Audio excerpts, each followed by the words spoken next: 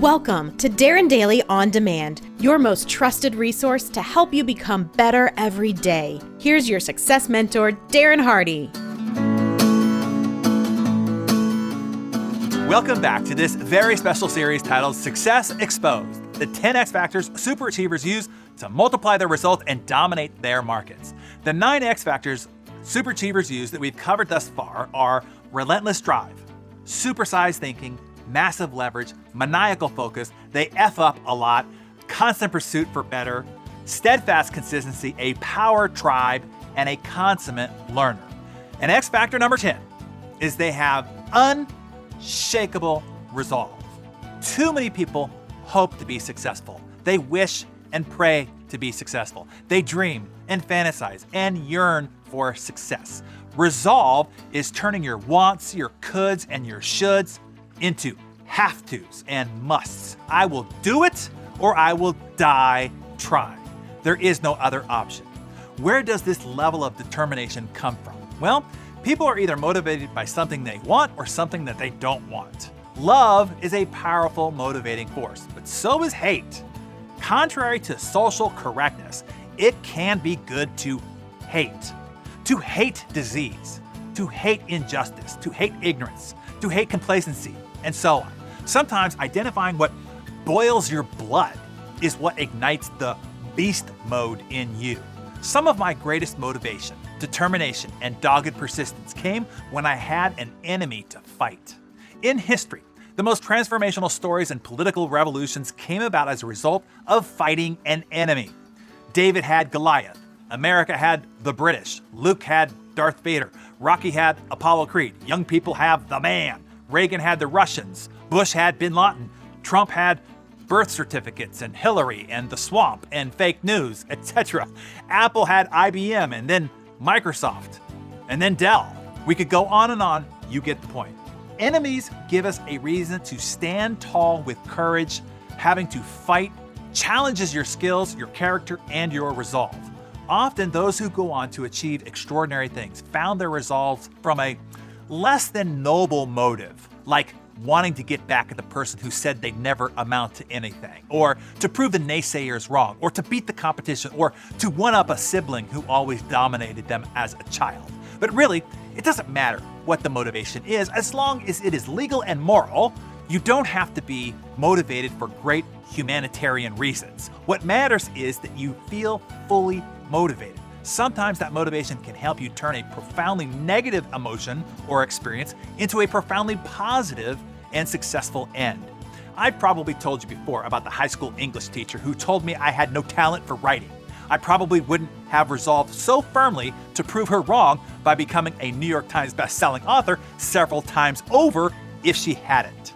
My business career was set on fire when my stepmother said, sitting at her kitchen table, "You'll be back in real estate as a business. There's nowhere else you can go and make this kind of money." That was all I needed to hear to cement my resolve. I thank her for that to this day. I probably would not have worked so hard, so long, and so persistently without that fire that she ignited in me at that kitchen table. Oscar-winning actor Sidney Poitier said his resolve was cemented during his first audition when the casting director said to him, "Why don't you stop wasting people's time and go out and become a dishwasher or something?" That was it. It was Jimmy Denny, the manager of the Grand Ole Opry, that gave Elvis Presley his resolve when he fired him after his first performance, saying, "You ain't going nowhere, son. You ought to go back to driving a truck." That's all Elvis needed to hear. And what lit up the Big O was when Oprah was fired from her first position on primetime TV and was told, quote, "unfit for television news." Oh man, I bet Donahue and many others had wished somebody had never said that to the Big O. Her resolve was cemented. And Frank Sinatra said, "The best revenge is massive success." So instead of trying to reject the words people tell you about what you can or cannot do, I want you to absorb them. Let them boil your blood. Let their words harden your resolve. Then plot, scheme, and take unrelenting action to prove those SOBs wrong. It is fantastic motivation, and once you got it, then I turn you over to my late great mentor, Paul J. Meyer, to tell you what to do next. I tell them 90% of all failure comes from quitting. I've met so many people in business, they would just turn one more corner or wait one more day, they'd have it. Or like the famous story about the person was digging in a gold mine and gave up, and somebody bought the gold mine for $5. He dug 3 feet further and he hit gold. Well, that's the way it is. I do know this. If you get an idea, Darren, if you get an idea or a visualization that our Creator put in your head, I don't think He would mock us and make a fool out of us. If you get the idea, you're able to put the wheels under it, make it roll, and wings on it, and make it fly. And if you need the money, you get the money. If you need the ideas, you get the ideas. If you need the people, you get the people. The whole secret is do not give up. Do not give up. Never, never, never, never quit. And to finish up this fantastic series with you, I want to bring in one of my all-time favorite excerpts from any interview I ever conducted, and this was with the late, great Louis Zamperini. For those unfamiliar with Louis, he was an Olympic distance runner competing in the 1936 Olympic Games, which was presided over by Hitler. Louis was a bombardier in the Pacific Theater during World War II. Louis' Green Hornet was shot down over the Pacific Ocean, where he survived on a life raft for 47 days, only to be captured by the Japanese and brutally beaten, tormented, and tortured to try to get him to break to speak against the United States for propaganda purposes. Louis never broke. He was the subject of Laura Hillebrand's book and Angelina Jolie's movie titled Unbroken. When I asked Louis my final question in our interview, his answer was like a headbutt to my chest, one that I'll never forget. I asked Louis, what advice would you give somebody from this generation in whatever circumstance they're facing and for whatever reason they are feeling like giving up? This is what he said, with a fierce stare that could burrow a hole right through you. He was 94 years old at the time. Let's listen. Well, if they feel like giving up, then they don't have any respect for themselves. My theory is, and I've proven it over and over again, when you want to overcome anything, you have to be fully committed to it and then overcome it. And when you overcome it, as I said before, my motto is be hardy. And the more you overcome adversity, the more and more hardy you become. But if for self-respect, yes, I don't see how anybody can back off from a challenge. Take the challenge, whether you win it or not. You'll learn by it, and you'll expand by it, and you'll become more hardy by it. Ah, man, there it is. If they feel like giving up, they don't have any respect for themselves. I don't see how anybody can back off from a challenge.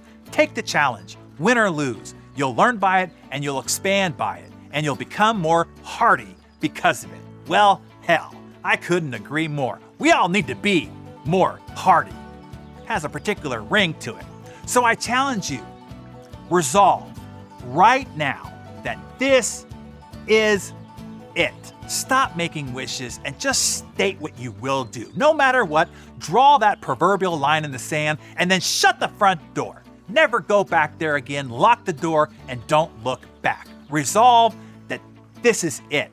Only look forward. The new you starts right now. The one you were supposed to be. The old you is over. All the old excuses are gone. Your old stories, the end. Decide right now to never settle for less again. Resolve to become all that you can become with all that you have been given. Will it be hard? Will it be painful?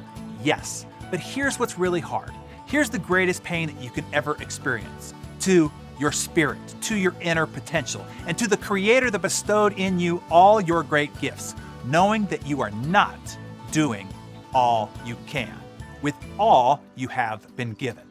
That you could have, but didn't. That the hand was reached out to you, but you didn't even bother to reach up to grab it. And you wasted it, your gifts, your full potential, the helping hand. That is what's painful. You see, I exist to be a guide for those who choose to be the exception. Thank you for joining me on this extraordinary adventure. I appreciate having you with me.